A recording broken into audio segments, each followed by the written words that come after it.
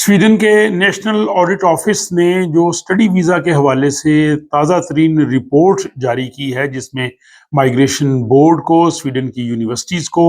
और स्वीडन में आने वाले स्टूडेंट्स के हवाले से, जिनमें पाकिस्तानी, इंडियन और बांग्लादेशी स्टूडेंट्स की भी बात की गई है,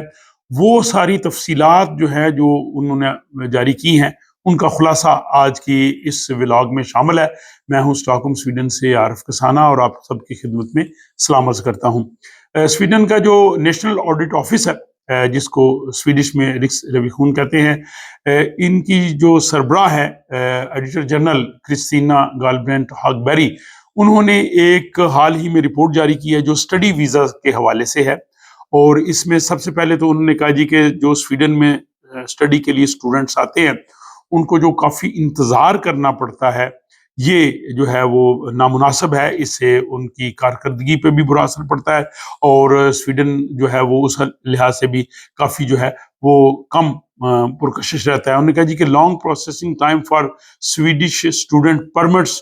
को डिटर इंटरनेशनल एप्लीकेंट्स, तो ये इंटरनेशनल एप्लीकेंट्स को जो है वो कम मतवज्जो करेगा। फिर उनने कहा जी कि इसके बाद जो है वो waiting time for student permits जो है वो मजीद इसमें जो है वो प्रॉब्लम क्रिएट करता है। और इसमें उन्होंने जो स्वीडिश स्टूडेंट्स हैं जो यहाँ के रहने वाले हैं और जो यूरोप से स्टूडेंट आते हैं, ईयू कंट्री से, और फिर जो नॉन यूरोपियन स्टूडेंट्स हैं, थर्ड कंट्री जिसको उन्होंने कहा है, उन सब का जो है वो जायजा लिया। उन्होंने कहा जी कि अगर इसमें जब इंतजार उनको काफी करना पड़ता है माइग्रेशन बोर्ड की तरफ से, यूनिवर्सिटीज की तरफ से, तो फिर जो है वो उनके लिए ये कम पुरकशिश या इसमें दिलचस्पी ज़ाहिर उस लिहाज से कम होती है। उन्होंने कहा जी कि जो एप्लीकेशन प्रोसेस है वो लंबा है, एप्लीकेशन प्रोसेस जो है वो कम होना चाहिए, इसमें जो है वो काफ़ी ज़्यादा वक्त लगता है। और गुज़श्ता सालों में एप्लीकेशन जो प्रोसेस था इसको कम करने की कोशिश ही नहीं की गई। और इसमें सिर्फ माइग्रेशन बोर्ड नहीं, बल्कि उन्होंने कहा जी कि यूनिवर्सिटीज़ हैं, जो एजुकेशनल इंस्टीट्यूट्स हैं, वो भी इसके जो है वो ज़िम्मेदार हैं। और इसमें गैर ज़रूरी तौर पे वो जो है वो ताख़ीर करते हैं और उसमें लंबा अरसा स्टूडेंट्स को इंतज़ार करना पड़ता है। और स्पेशली जब उनकी एप्लीकेशन एक्सेप्ट होनी है और उनसे ट्यूशन फ़ी लेनी है, ये सारे प्रोसेस में इतना टाइम नहीं लगना चाहिए। यानी स्वीडन का जो नेशनल ऑडिट ऑफिस है, उन्होंने इस पे जो है वो इतराज़ात लगाए हैं इस प्रोसेस पे। उन्होंने कहा जी कि इसमें मजीद जो है वो मसला उस वक्त होता है कि जब स्टूडेंट्स को परमिट्स जो है वो टाइम पे नहीं मिलते। वो अप्लाई करते हैं, वो फ़ी भी पे करते हैं, लेकिन जो उनको जो प्रोसेस होता है यूनिवर्सिटी और माइग्रेशन बोर्ड की तरफ से, वो इतना जो है वो बाज़ वक़्त मुश्किल होता है कि क्लासेस शुरू होने से चंद दिन पहले तक उनको जाके पता चलता है जी कि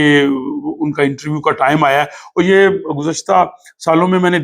कई ऐसी मिसालें हैं, लोगों ने राब्ता करके बताया भी है कि फॉर एग्जांपल हमारी अगर क्लासेस जो है वो 30 अगस्त को शुरू होनी है, तो हमें यूनिवर्सिटी जो है वो या माइग्रेशन बोर्ड की तरफ से जो हमें जो इंटरव्यू का टाइम है वो हो सकता है 1 सितंबर को या 1-2 दिन पहले मिले। तो इस पे उन्होंने कहा है जी कि ये वक्त पे उनको इतला ना करना जो है ये ज़्यादा प्रॉब्लम है। उन्होंने कहा जी कि इसका खतरा ये होता है कि फिर जो स्वीडिश यूनिवर्सिटीज़ हैं, उनको जो अहल स्टूडेंट्स हैं, जो लायक स्टूडेंट्स हैं या जिन स्टूडेंट्स ने आके यहाँ पे पढ़ना है, वो फिर वक्त पे आके नहीं पढ़ सकते। इसके बाद फिर उन्होंने मवाजना किया है जो थर्ड कंट्री से, यानी जो गैर यूरोपियन ममालिक से लोग आते हैं, उनको उन्होंने थर्ड कंट्री में स्टूडेंट्स के तौर पे लिया है। और जो यूरोप से आते हैं, ज़ाहिर है वो उनको सेकंड, और बाकी स्वीडिश स्टूडेंट्स तो यहाँ के हैं ही हैं। उन्होंने कहा जी कि 2011 से 2016 के दौरान उन्होंने जी कि जो थर्ड कंट्री स्टूडेंट्स हैं उनका हमने जायजा लिया है और उनकी कारकर्दगी जो है वो बहुत अच्छी रही है। उनकी कोई कारकर्दगी इतनी खराब नहीं है, उनकी कारकर्दगी बिल्कुल उसी तरह से है जैसे स्वीडिश स्टूडेंट्स की है। उन्होंने कहा जी कि जो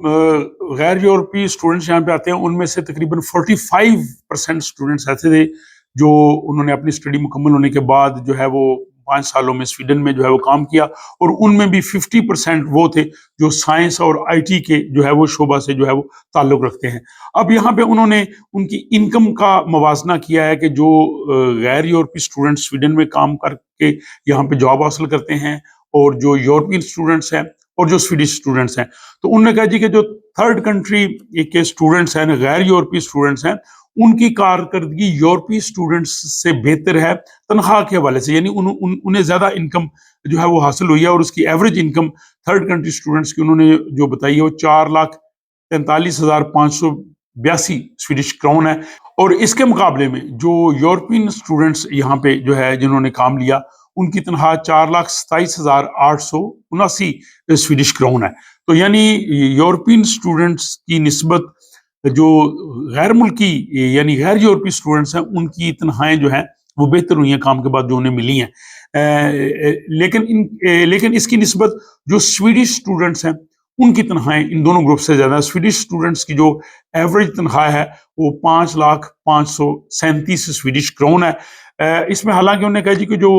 غیر یورپی اسٹوڈنٹس ہیں وہ ہائیلی پیڈ انڈسٹریز میں جو ہے وہ حالانکہ وہ کام بھی کرتے رہے ہیں، اور ان کو اس لحاظ سے تھوڑی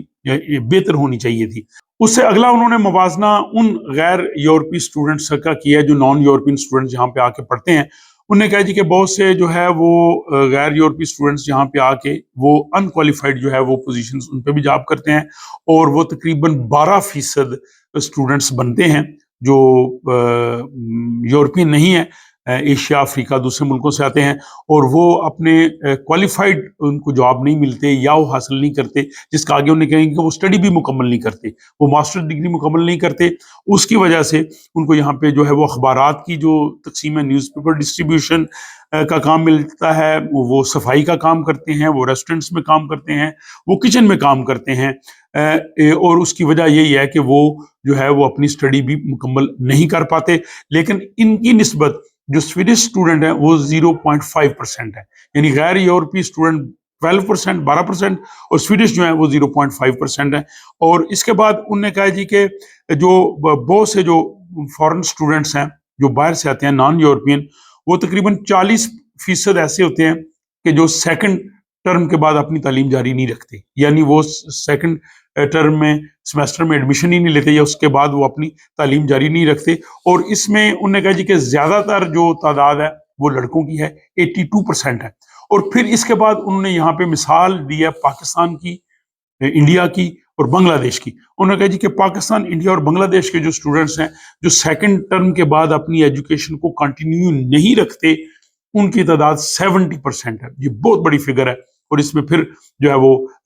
پاکستان کا ذکر بھی آیا، ساتھ بنگلہ دیش اور انڈیا کا بھی، لیکن یہ 70% ہے۔ اور یہ وہ لوگ ہیں کہ جو اپنی تعلیم کے دوران بھی جو ہے وہ کام کرتے ہیں۔ انہوں نے کہا جی کہ تعلیم کے دوران کام کرنے کا جہاں تک معاملہ ہے، یہ یہاں کے سویڈن کے قانون میں جو ہے وہ اس میں پرابلم ہے، نقص ہے، اور اس میں تھرڈ کنٹری کے جو اسٹوڈنٹس آتے ہیں ان کے لیے کوئی لمٹ نہیں ہوتی، وہ جتنا مرضی کام کریں، اور یہ لوپ ہول کی وجہ سے وہ ورک پرمٹ کی طرف چلتے ہیں، اور پھر وہ جو ہے وہ اسٹڈی کی بجائے جو ہے وہ کام کرتے ہیں۔ اس کے ساتھ انہوں نے کہا جی کہ اس میں چونکہ گرے زونز بھی ہیں،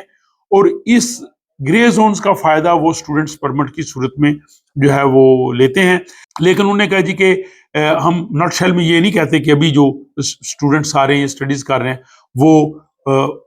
مطلب تمام کے تمام جو ہے وہ اسٹڈی کو غلط مقاصد کے لیے استعمال کرتے ہیں، لیکن یہاں پہ انہوں نے مائیگریشن بورڈ کو اس چیز کے لیے کہا ہے کہ جو اسٹوڈنٹس آتے ہیں ساتھ ان کی جو فیملی ممبرز آتے ہیں،